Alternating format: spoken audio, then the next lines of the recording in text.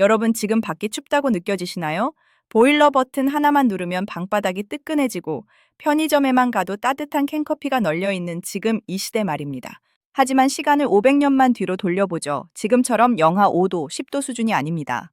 기록에 따르면 조선시대, 특히 17세기 소빙기 시절의 한반도는 영하 20도는 기본이고 영하 30도까지 떨어지는 날이 허다했습니다. 상상해보세요. 아파트도 패딩도 전기장판도 없던 그 시절에 우리 조상들은 대체 어떻게 그 지옥 같은 추위를 버텨낸 걸까요? 그냥 단순히 버티는 수준이 아니었습니다. 그들은 그 혹독한 환경 속에서도 나름의 낭만과 시스템을 만들어냈죠. 오늘은 조선 사람들이 영하 20도의 칼바람 속에서 무엇을 먹고 무엇을 입으며 어떤 기막힌 생존 전략으로 살아남았는지 그 흥미진진한 뒷이야기를 파헤쳐 보겠습니다. 자, 일단 가장 먼저 해결해야 할 문제는 집입니다. 사람이 살아야 뭐라도 할 거 아니겠습니까? 조선의 겨울집 하면 가장 먼저 떠오르는 거 맞습니다. 바로 온돌입니다. 그런데 여러분, 이 온돌이 단순히 방바닥을 드는 기술이라고만 생각하시면 오산입니다. 이건 당대 전 세계 어디를 내놔도 손색 없는 최고의 에너지 효율 시스템이었거든요. 서양의 벽난로를 생각해 볼까요? 벽난로는 열의 80% 이상이 굴뚝으로 그냥 빠져나갑니다. 하지만 조선의 온돌은 달랐습니다. 아궁이에서 불을 떼면 그 뜨거운 열기가 방바닥 밑에 깔린 구들장이라는 돌판을 듭니다.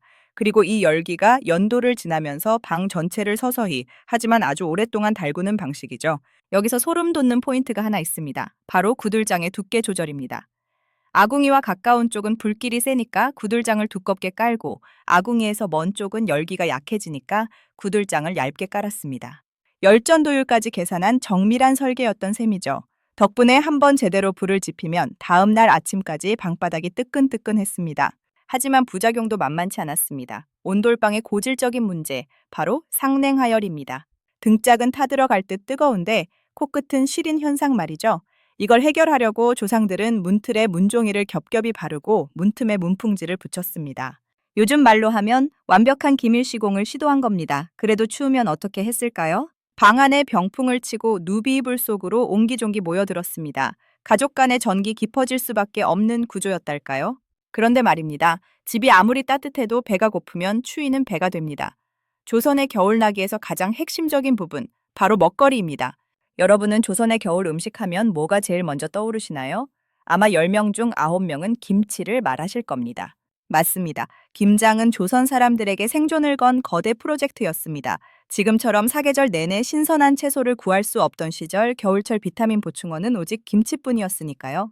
그런데 여기서 반전이 하나 있습니다. 우리가 지금 먹는 빨간 배추김치, 조선 전기에는 존재하지 않았습니다. 고추가 임진왜란 이후에 들어왔기 때문이죠. 그럼 그전엔 뭘 먹었냐고요? 주로 물을 소금물에 절인 동치미나 짠지 형태였습니다. 맵지 않은 김치라니 상상이 가시나요? 하지만 이 김치들이 겨울철 조선인들의 천연 소화제이자 비타민제 역할을 톡톡히 했습니다. 특히 동치미 국물에 갓 뽑아낸 국수를 말아먹는 맛, 이게 바로 조선 최고의 겨울 별미 냉면의 시작이었습니다. 아니, 이 추운 겨울에 무슨 냉면이야? 라고 생각하시겠지만 온돌방에서 등 찢으며 먹는 살얼음 동동 뜬 냉면의 맛은 요즘 아이스 아메리카노를 마시는 얼죽아들의 감성과 맥을 같이 합니다. 우리 조상들이야말로 진정한 얼죽아의 원조였던 셈이죠. 음식 이야기가 나온 김에 좀 더 깊이 들어가 볼까요? 조선의 겨울을 버티게 해준 또 다른 숨은 공신은 바로 술입니다. 그냥 술이 아니라 모주나 소주 같은 도수 높은 술들이었죠. 술을 마시면 몸에서 열이 난다는 사실을 조상들은 영리하게 이용했습니다. 특히 사대부들은 겨울밤 숯불에 고기를 구워 먹으며 술잔을 기울이는 난로회라는 모임을 즐겼습니다. 번거지처럼 생긴 녹그릇인 전립투에 소고기와 채소를 넣고 보글보글 끓여 먹는 신선로 같은 음식들이 이때 발달했죠. 서민들은 어땠을까요? 고기는 꿈도 못 꿨지만 대신 뜨끈한 시래기국 한 사발에 막걸리 한 잔으로 하루의 추위를 잊었습니다. 하지만 아무리 잘 먹어도 밖을 나가려면 옷이 있어야 합니다. 조선 시대판 패딩, 그게 바로 소못이었습니다. 문익점 선생이 가져온 목화씨가 조선의 풍경을 완전히 바꿔놓았다는 건 다들 아실 겁니다. 목화가 보급되기 전 가난한 백성들은 겨울에도 삼벗을 입었습니다. 상상해보세요. 구멍이 숭숭 뚫린 삼벗을 입고 영하 20도를 견뎌야 한다니 이건 거의 고문이나 다름없습니다. 그래서 당시 사람들은 삼벗 사이에 말린 풀이나 당나무 껍질을 채워 넣기도 했습니다. 그러다 소못이 등장했으니 이건 그야말로 의류혁명이었습니다. 돈 좀 있는 양반들은 토끼털이나 여우털로 만든 이염이라는 방한모를 썼고 신발 안에도 가죽이나 털을 덧대어 신었습니다. 반면 백성들은 지프로 만든 신발, 즉 집신 속에 털이나 솜을 넣어 신었죠. 그런데 신기하게도 이 집신이 눈길에서 의외로 미끄러지지 않는 스노우 타이어 역할을 했다고 합니다. 물론 금방 젖는다는 치명적인 단점이 있었지만요. 그래서 조선 사람들은 겨울철 외출할 때 남학신을 신거나 집신 밑바닥에 들기름을 발라 방수 처리를 하는 지혜를 발휘하기도 했습니다. 자, 지금까지 개인의 생존 전략을 봤다면 이제 국가 시스템을 살펴볼 차례입니다. 나라에서는 이 혹독한 겨울을 어떻게 관리했을까요? 조선은 유교 국가였습니다. 백성의 삶을 돌보는 것이 왕의 첫 번째 덕목이었죠. 그래서 겨울이 되면 임금은 특별한 명령을 내립니다. 바로 구휼입니다. 특히 얼어 죽는 사람이 없도록 서울 곳곳에 활인서를 두어 병든 자와 굶주린 자를 보살폈습니다. 그리고 여러분, 조선시대의 가장 귀한 겨울 물건이 무엇이었는지 아십니까? 바로 얼음입니다. 추워 죽겠는데 얼음이 왜 귀해? 라고 하시겠지만 겨울에 얼음을 잘 채취해서 보관해야 다음 해 여름을 버틸 수 있었기 때문이죠. 그래서 한강의 얼음이 일정 두께 이상 두꺼워지면 국가적인 대공사가 시작됩니다. 빙고라고 불리는 거대한 천연 냉장고에 얼음을 채워 넣는 작업이죠. 이 얼음을 채취하는 노동자들에게 임금은 특별한 선물을 내리기도 했습니다. 그게 뭔지 아세요? 바로 술과 고기, 그리고 따뜻한 소못이었습니다. 극한의 추위 속에서 일하는 백성들을 위한 왕의 배려였던 거죠. 그런데 여기서 우리가 간과해서는 안 될 비극적인 사실이 하나 있습니다. 기록을 보면 조선시대 겨울은 단순히 춥다를 넘어 재앙에 가까웠던 적이 많았습니다.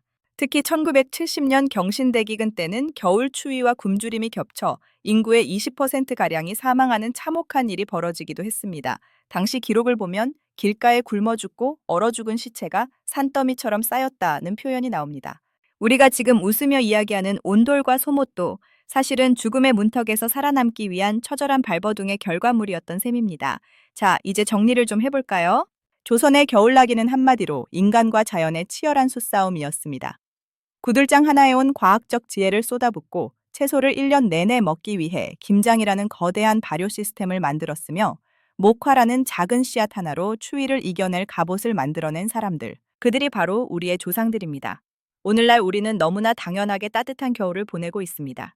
하지만 가끔은 생각해보면 어떨까요?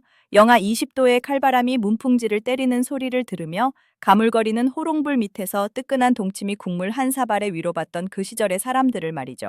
그들의 끈질긴 생명력과 지혜가 없었다면 아마 지금의 우리도 존재하지 않았을 겁니다.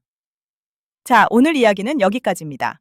혹시 오늘 밤 방바닥이 유난히 따뜻하게 느껴진다면 그건 500년 전부터 이어져 온 조상들의 따뜻한 배려 때문일지도 모르겠습니다. 여러분은 조선의 겨울나기 아이템 중 어떤 것이 가장 탐나시나요?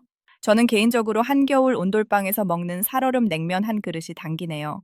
오늘 내용이 흥미로우셨다면 조선시대 사람들은 여름의 폭염을 어떻게 견뎠을지 궁금하지 않으신가요? 다음 영상에서는 에어컨 없이도 40도 무더위를 정면으로 돌파했던 조선의 냉방 시스템과 기막힌 여름 생존법에 대해 다뤄보도록 하겠습니다. 끝까지 시청해주셔서 감사합니다. 뚱냥이의 역사 탐험이었습니다.